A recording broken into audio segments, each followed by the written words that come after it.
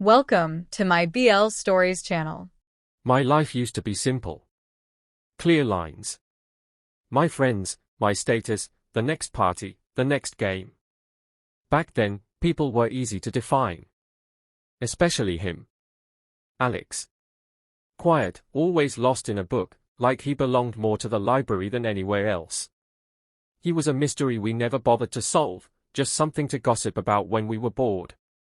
I never thought a stupid bet would be the thing to turn my whole world upside down, and make me see a part of myself I didn't even know was there. It started on a Tuesday, I think.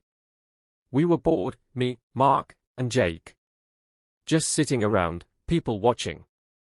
Mark pointed at him, chuckling. Look at Alex. Does he ever talk to anyone besides that Faith girl? It's like he lives in his own little world. Then Jake jumped in, grinning. Probably planning to take over the world with his calculus homework. Seriously, how does someone live like that? No friends, no fun. I scoffed, leaning back in my chair. Alex was an easy target. And that day, I was feeling arrogant. Please. He's just shy. Probably just needs someone to show him a good time. Bet I could make him fall for me. Hard. Mark laughed. You? Mister, I only date cheerleaders? Yeah, right. Jake raised a brow. What's the endgame, Ryan? You gonna take him on a library date? The endgame is proving a point. That it's all a game. I'll make him believe he's living some fairy tale, and then, poof, I disappear. Show him how naive he really is. Mark leaned forward, shaking his head. You on? $100 says you can't do it. He's not like the others, Ryan. I shook his hand, sealing the deal. $100 and my pride. That's all it was supposed to be. Just a bet. The plan was simple. Be charming. Be persistent. I'd, accidentally, bump into him after class, offer to carry his books, the whole cliché. At first, he was wary. Those intelligent eyes of his would just watch me like he was trying to solve me. It was unnerving. But I kept at it. I asked about his books. I brought him coffee once, remembering he took it with 2 sugars. And then, something shifted. I started noticing things. The way his nose scrunched up when he concentrated. The small, rare smile he'd try to hide when I told a dumb joke. He wasn't just some nerd, he was sharp, and witty in a quiet, devastating way. Hanging out with him stopped being a mission. It started being the best part of my day. The first time I held his hand, my heart did this weird, frantic thing in my chest. I told myself it was just the thrill of the game. But it wasn't. I was holding my breath, waiting to see if he'd pull away. He didn't. His hand was so slight in mine, and it felt right. That's when the struggle began. The self-discovery I never asked for. Lying in bed at night, I'd think about his laugh, and my stomach would flip. I'd see a guy and think he was good-looking before, but this was different. This was all-consuming. Alex made me feel calm. Seen. For the first time, someone wasn't looking at Ryan the popular jock. He was looking at just Ryan. And I was terrified. Because I was falling for him. For real. My friends started asking questions. When are you going to end it? We want our money, man. Every text from them felt like a punch. The bet had become this ugly, lying monster in the room, and I was the one who'd created it. I didn't know how to tell them it was over. I didn't know how to tell him the truth. So I just kept pretending. Hoping a solution would magically appear. We were at my place, watching a movie. Well, the movie was on, but I was just watching him. The way the screen light danced on his face. He was curled up on the other end of the sofa, and for a moment everything was perfect. I told Alex I'm just gonna run to the bathroom real quick. He just said okay. I smiled at him and left the room. I was gone for maybe 2 minutes. But that was all it took. When I came back from the bathroom, the first thing I noticed was the silence. The movie was still playing, but the room felt cold. And then I saw him. Alex was standing in the middle of the living room, holding my phone. His shoulders were shaking. And he was crying. Silent tears streaming down his face. My heart just stopped. It plummeted straight through the floor. I knew. I knew exactly what he'd seen.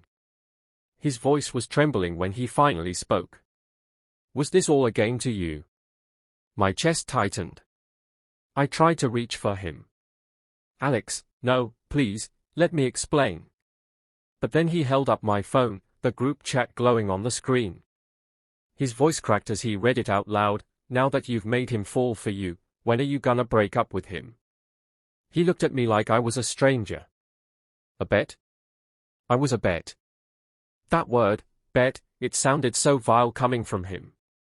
So cheap. So cruel. Everything I had been. I tried to make him hear me. It wasn't like that. It started that way, but it's not. I fell for you, Alex. For real. I swear. But he just shook his head, stepping back like every memory between us had poisoned him. Don't say another word. Every smile, every coffee, every time you held my hand, was it all just for $100? Was I that pathetic? That easy? I begged him to believe me. No? You have to believe me. I love, but he didn't let me finish. He threw my phone onto the couch like it burned him. Then he ran. Shoved past me, slammed the front door, and left me standing there, frozen in the silence of my own betrayal. And all I could do was call after him, voice breaking. Alex. Wait. I ran after him, barefoot onto the street. I called his name, but he was already gone, disappeared around a corner, swallowed by the night. I stood there, feeling like I couldn't breathe. I had lost him. I had truly lost him. The days that followed were a blur of misery. I ended the bet. I told my friends they won, transferred the money, and told them to never speak of it again. They thought I'd gone crazy. Maybe I had. I tried texting Alex, calling him. Nothing. He avoided me at school completely, always with Faith by his side, shooting me looks that could kill. The guilt was eating me alive. I had to make it right. I had to try. So I did the only thing I could think of. I went to the one place I knew he felt safe. I found him in our spot. The corner table by the window where we'd started talking about books. He was alone. He looked up as I approached, and the warmth that used to be in his eyes was gone, replaced by a wall of ice. He looked at me, coldly, and said, "What do you want, Ryan?" I replied desperately, "To talk. For 5 minutes. Please. After that, if you want me to leave you alone forever, I will. I promise." He just stared at me, but he didn't say no. So I sat down. The bet was real. It was stupid, and cruel, and the biggest mistake of my life. I thought it would be easy. But you weren't. You were everything I didn't know I was looking for. You made me realize things about myself I was too scared to see. I wasn't lying that night. I fell in love with you. The real you. And I am so sorry that I hurt you. You didn't deserve any of it. I was pouring my heart out, and he was just listening, his expression unreadable. I'm not asking for forgiveness. I just needed you to know the truth. That what I feel for you is the most real thing I've ever felt. I stood up to leave, my heart feeling heavier than ever. I'd said my piece. "You're an idiot," Alex said at a low voice. I stopped. I turned back. He wasn't looking at me with anger anymore. There was just a deep, tired sadness. He then said, "You broke my heart." I held his hand and said, "I know. And I'll spend every day regretting it." He paused for what felt like forever before whispering, "How do I know you're not lying now?" I looked him straight in the eye, letting him see everything, my pain, my regret, my love. No masks left. Just me. Because the bet is over, I told him. There's no one to perform for. This is just me.